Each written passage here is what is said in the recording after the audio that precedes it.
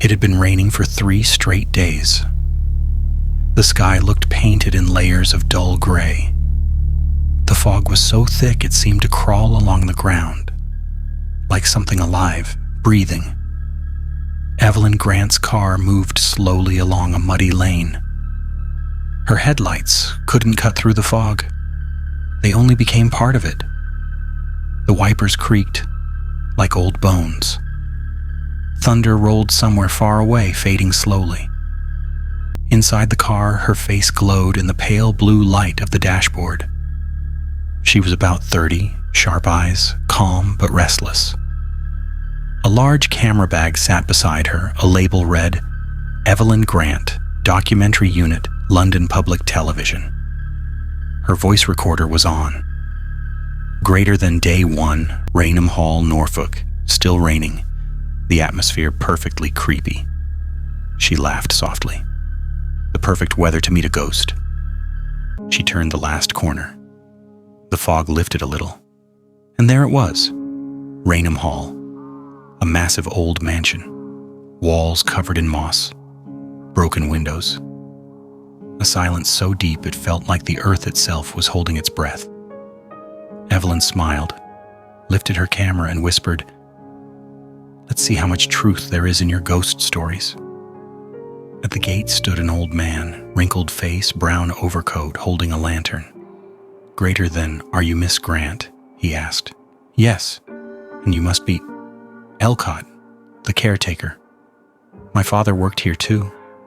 The gate creaked open like an old wound reopening. They walked toward the mansion. The sound of rain faded as if the house swallowed all noise. The air felt strange, not cold, but alive. The eyes on the walls. The main door opened with a heavy groan. Inside, the air was stale, a mix of wet wood, old plaster, and rusted metal. A long hall stretched ahead, lined with ancient portraits. Dusty faces stared out from the shadows. Elcott lifted his lantern. "These are all members of the Townsend family?" he said. He stopped before one large painting. Greater than, and this is her. A woman in a brown silk gown, skin pale as wax, eyes that looked strangely alive. "Greater than Lady Dorothy Townshend," Elcott said quietly. "People call her the Brown Lady." Evelyn leaned closer. The paint around the eyes seemed damp, as if someone had just wiped away tears. "She died here?" "Greater than, they say she never left." Evelyn smiled slightly. "Greater than, every old house has a ghost story." Elcott didn't smile back. "Greater than, yes. But not every house has her, that's here set up." Evelyn unpacked her camera, tripod, and sensors. She worked carefully like a surgeon. Readings normal, humidity high, nothing unusual yet. She set one camera toward the staircase, another at the painting. The red record light blinked like a heartbeat. "Greater than, Elcott, where did the story begin?" "Greater than long ago," he said softly. "They say Lady Dorothy was locked away because of shame. Then one day, she vanished into the walls." "You mean she didn't die?" "Greater than, no. The walls learned her voice." Evelyn smirked. "Greater than, you locals have wild imaginations." She focused her camera on the painting. The lens twitched. For a split second, the eyes blinked. She froze, then blinked herself. The eyes were still again. First Sign's night deepened. Thunder rumbled outside, but inside, the silence was suffocating. Evelyn reviewed her footage on her laptop. Somewhere in the hall, a faint sigh echoed. She turned. No one. A candle flickered, though the air was still. Her camera lens fogged up as if someone had breathed on it. She wiped it. It fogged again. In the window reflection, she saw her own face, but her eyes were brown. She blinked. Normal again. "Isolation messes with the brain," she muttered and zoomed in closer. The search camera log, day 2. Shot 1, a long corridor, dust drifting in sunlight, A door opens by itself. Shot 2, servants' rooms, a broken cot, a child's shoe on the floor. Shot 3, library, a half-burned ledger, faint words, Lady D, confinement, physician. Shot 4, nursery, scratches on the wall, DT carved again and again. Shot 5, cracked mirror. Evelyn walks past, her reflection lingers. Shot 6, attic, a torn diary page. The walls listen. Even to my prayers, she filmed everything, eyes full of curiosity and unease. Greater than every myth starts with evidence, she whispered, and evidence lives here. Behind her, its footsteps. She spun around. Nothing. Evidence late that night, she replayed the footage. Thousands of frames flickered past. Then, frame 2417. The painting. The brown lady's eyes were closed. Rewind, open, forward, closed again. Her heart raced. Elcott appeared silently behind her. Greater than find something? The painting moved. The eyes blinked. Did they? He said calmly. This house remembers. But I filmed it. Greater than, yes, he said. The house shows only what it wants to show.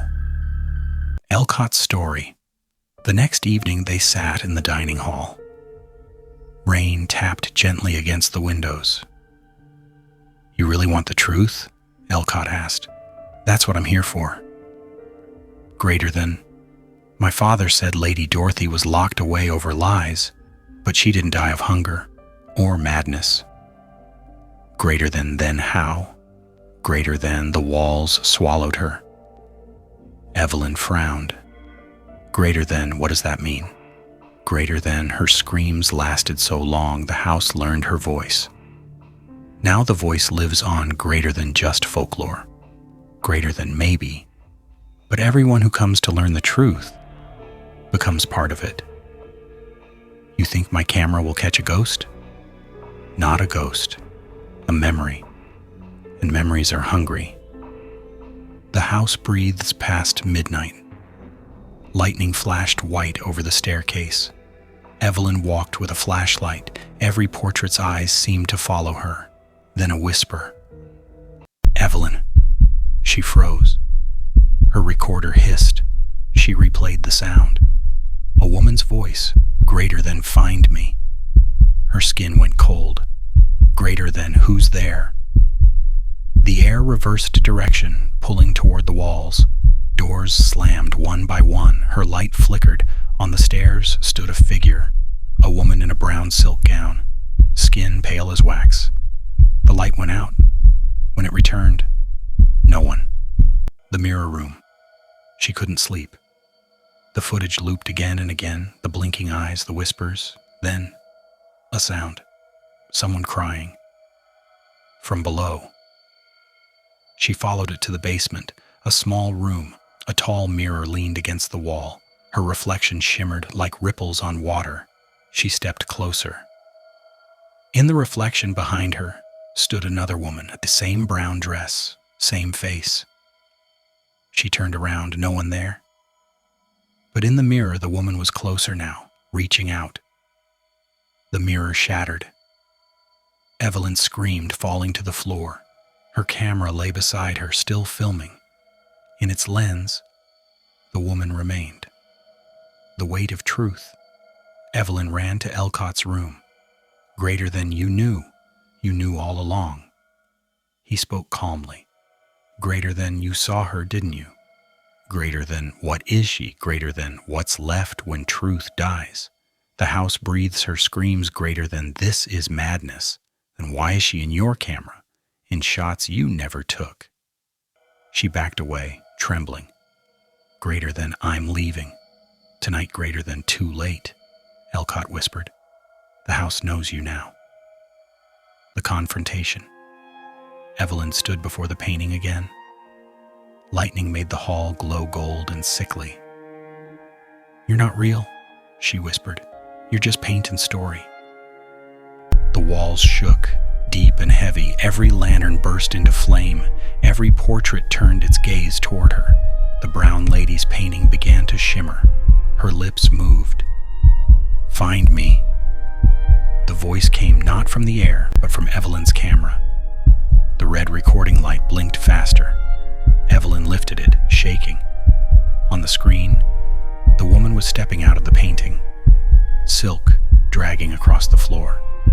The frame behind her now empty. Greater than, "How is this possible?" The woman came closer, eyes full of sorrow. "Greater than, help me remember," she whispered. "You're not the house. You're its soul," Evelyn said softly. The woman smiled. "Now so are you." The ground cracked. Cold wind spiraled around her, pulling her toward the painting. The camera zoomed on its own, last frame. Evelyn's face frozen in terror. Then, darkness. Morning. The rain had stopped. Pale sunlight filled the hall. Elcott walked in slowly. The wooden floor groaned under his boots. He stopped before the painting. The face was different now, younger, softer, the eyes green. He sighed, setting down his lantern. "Every house keeps its ghosts," he murmured. On the floor lay Evelyn's broken camera. Its screen still flickered, the last recording playing. The hall was empty. Only a woman could be seen walking away in the fog, her brown silk gown trailing behind her.